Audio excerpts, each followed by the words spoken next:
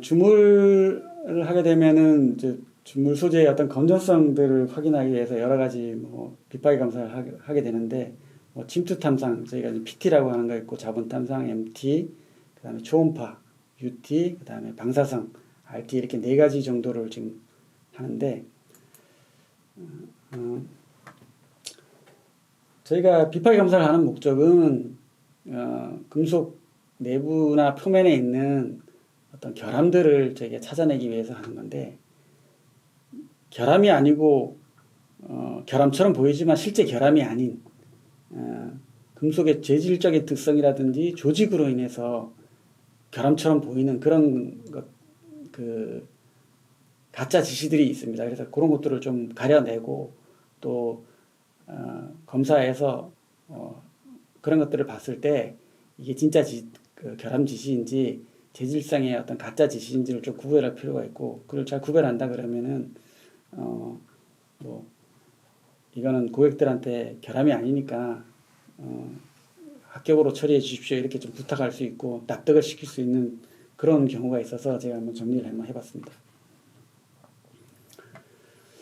금속의 결함은 사실 금속 자체가 어떻게 보면 결함투성이라고 볼 수가 있는데, 이렇게 마이크로한 그런 뭐 나노 사이즈의 어떤 그런 뭐 원자가 비어 있는 베이컨 시도 있고요. 이렇게 원자 하나가 떨어져 채워지지 않은, 그 다음에 그러니까 원자가 쭉 선형으로 뭐 면으로 이렇게 없어진 디스로케이션도 있고, 뭐 여러 가지 이런 그 마이크로한 결함부터 시작해서 또 뭐 그레인이라든지 페이즈라든지 뭐 석출물이라든지 그레인 바운드라든지 또 이런 텍스처라든지 이런 미세한 공급 같은 보이드, 이런 마이크로적인 결함들이 있습니다. 사실 이런 것들은 금속 내부에 자연적으로 무조건 생기는 거기 때문에, 이런 것들을, 이런 마이크로한 거를 빛박이 검사해서 찾아낼 수는 없는 거고, 이런까지 검사할 필요는 없습니다. 이거는 금속 내부에 필연적으로 생길 수가 있는 거고, 사이즈가 작기 때문에 이런 거 빛박이 검사에서는 사실 문제가 되시는 건 아니고요. 금속에서는 어느 정도 뭐 크기가 있는 매크로한 결함들이나 이런 것들을 찾아내서 검출을 하기 때문에, 제가 지금 여기 지금 표로 좀 정리를 했는데, 각각의 그 빛박이 검사 방법에 따라서 검출할 수 있는 결함의 대략적인 어떤 검출할 수 있는 범위를 제가 이렇게 좀 간단히 좀 정리를 해봤는데, 뭐 눈으로 뭐 0.1mm나 이런 것들이 사실 좀 눈으로는 보이지 않지만 PT 같은 거로는 좀 찾아낼 수 있는 부분들도 있고, 또 어떤 특수한 뭐 이런 빛박이 검사를 이용해서 이런 것들을 찾아낼 수 있지만, 일반적으로는 어느 정도 크기가 돼야 빛박이 검사에서 찾을 수가 있습니다. 그래서 그걸 어느 정도 임계 크기가 돼야 빛박이 검사로 찾아낼 수가 있습니다. 우리가 병원에 가서 뭐 암이 있는지 없는지 촬영을 할 때 뭐 너무 크기가 작으면은 뭐 엑스레이나 뭐 CT나 이런 걸 찍어서 나올 수가 없는 경우가 많고요. 어느 정도 크기가 되면은 그게 뭐 필름이라든지 엑스레이 필름이라든지 뭐 어떤 다른 빛박이 무슨 병원에서 하는 여러 가지 검사 방법에 의해서 그게 식별이 되는 거지, 어느 정도 사이즈가 이하가 되면은 검출이 되거나 이렇게 식별이 될 수가 없고, 어느 정도 크기가 이상이 돼야 이제 그게 암이다 이렇게 판정을 할 수 있는 것처럼, 빛박이 검사에도 그런 임계 크기가 다 있습니다. 그래서 종류별로 그런 것들이 다 있고, 좀 더 작은 것까지 잡을 수 있으면 좋겠지만, 그런 것들이 좀 아직까지 한계가 있고, 뭐 계속 이런 어떤 특수한 빛박이들을 자꾸 연구를 해서 이런 것들을 좀 잘 잡아내려고 빛박이 검사 학회나 이런 데 가보면은 노력을 지금 하고 있습니다. 주철인데요. 이건 주철 조직은 이렇게 생겼는데, 주철은 아시다시피 이런 흑연들이 이렇게 많이 있는 경우가 있는데, 이런 흑연들이 이 침투 탐상을 하게 되면 흑연들이 이렇게 표면에 오픈이 되어 있는 경우가 있는데, 이런 경우에 이런 흑연이 침투액을 흡착을 했다가 그 다음에 이제 현상을 하게 되면은 이게 다시 이렇게 벌겋게 이렇게 나오게 됩니다. 그래서 이거 결함이다 이렇게 보면 안 되고, 이거는 주철이라는 금속 조직이 흑연 때문에 이런 그 침투액을 흡수하고 또 이렇게 배출하고 이런 특성 때문에 마치 이렇게 구멍이 난 것처럼 다공질성으로 보이지만, 실질적으로는 이렇게 결함이 아니고 그 금속 조직의 어떤 흑연의 특성 때문에 이렇게 나타나는 겁니다. 저희가 이 흑연이 이런 액체를 흡수했다가 이렇게 배출하는 능력을 유리하게 활용하는 경우가 이게 오일 같은 것들을 이게 함유했다가 다시 이렇게 내벽화하면서 윤활 특성이 있을 수가 있습니다. 그래서 이 흑연이 있는 이런 주철류들이 그 베어링 특성들이 굉장히 좋은 경우하고도 이거 유사하다고 볼 수가 있습니다. 그래서 이런 미세한 다공질 표면이 나타나는데 이건 결함이 아니고, 여기 보시면은 빨간색은 실제 결함이나 크랙인데 이렇게 막 미세하게 이렇게 보이는 것들은 결함이 아니니까 이럴 때는 고객들을 좀 잘 설득을 해야 될 것 같습니다. 또 이런 흑연들이 이렇게 방사선 촬영을 하면 이렇게 점으로 보이는 경우도 있는데, 이거 결함이다 이렇게 판정하면 안 되고, 이런 흑연들이 좀 크거나 아니면 특정 지역에 이렇게 몰려있게 되면 이제 마치 결함처럼 보입니다. 그리고 이 흑연은 아까처럼 뭐 침투액이나 이런 걸 흡수하는 특성도 있지만 초음파를 감쇄시키는 특성도 있습니다. 그래서 초음파 탐상을 하게 되면은 이런 흑연들 때문에 감쇄가 굉장히 심하기 때문에 좀 할 수가 없는 그런 경우도 있습니다. 그래서 뭐 심하지는 않지만 이런 흑연이 어떤 초음파나 이런 것들을 감쇄하는 특성이 있다는 것도 좀 알아두시면 좋을 것 같고요. 다음 말텐사이트 스테인리스인데, 이 말텐사이트 스테인리스를 그 자분 탐상을 하게 되면은 이런 페라이트들이 이렇게 보입니다. 이게 전체가 다 이게 자성을 띠지만 말텐사이트 기지에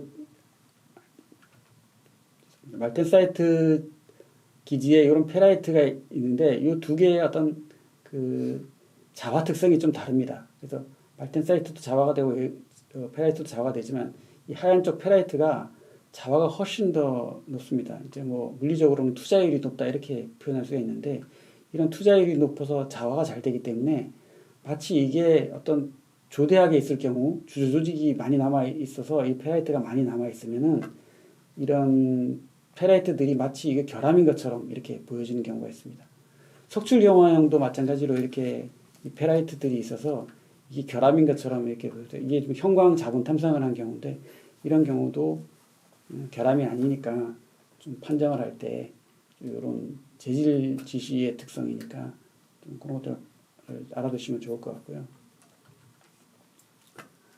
오스테나이트 스테인리스는 이 지금 이런 조직에서 지금 여기는 어떤 그레인 바운더리가 잘 안 보입니다. 그러니까 주조할 때 생긴 어떤 응고 결정립의 경계가 잘 보이지는 않는데, 이런 미세한 균열처럼 보이는 이런 그레인이 있게 되면은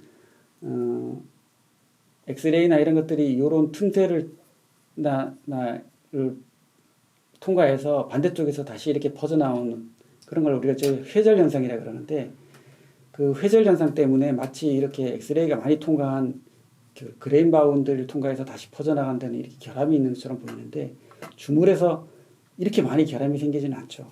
이렇게 많이 생기지는 않은데, 이렇게 이런 부분들은 회절 때문에 생긴 짓인데, 마치 이게 뭐 그 슬래그가 들어간 것처럼 또는 어떤 큰 가스 결함이 있는 것처럼 이렇게 보이는데, 이런 것들은 회절에 의해서 생기는 거고, 이런 것들을 방지하려면은 그 감마레이 중에서 세기가 굉장히 센 뭐 코발트라든지 이런 그 방사선 소스를 바꿔서 다시 촬영을 해보면은 이런 것들이 없어지는 현상들을 볼 수가 있습니다.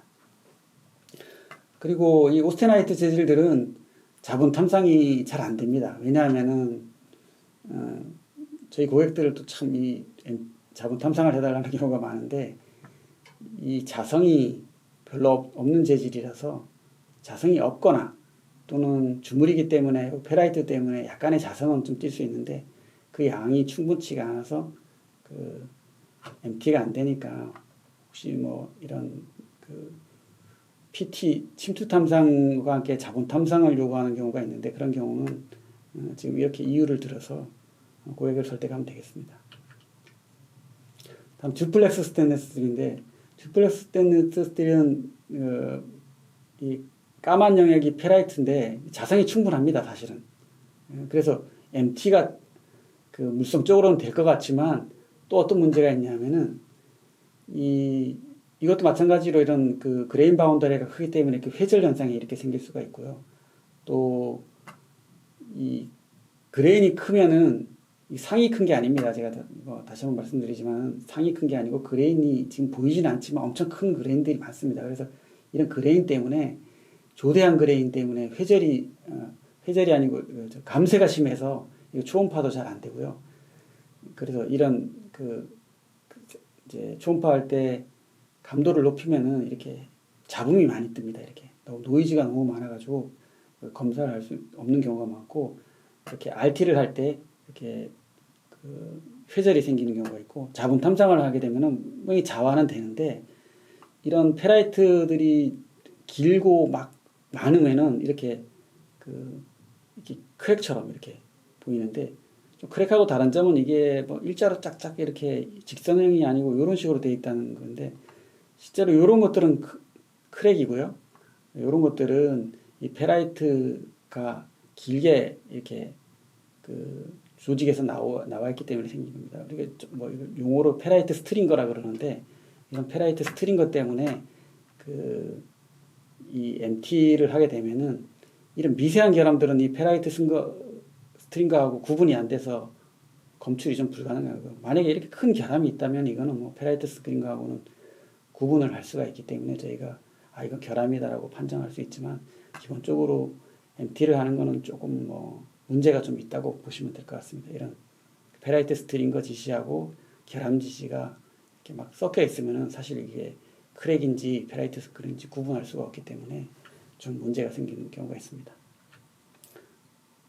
이상 뭐 비파계 검사를 하시면서 좀 결함이 아닌 재질 때문에 생기는 그런 가짜 지시, 뭐 전문 용어로 의사 지시라고도 하는데, 그런 의사 지시를 좀 잘 구별을 해서 고객하고 어떤 뭐 문제가 생겼을 때 좀 설득할 수 있는 자료가 좀 되기를 주문하시는 분들이 그런 자료로서 좀 이 자료를 사용할 수 있게끔 했으면 하는 게 제 바람입니다.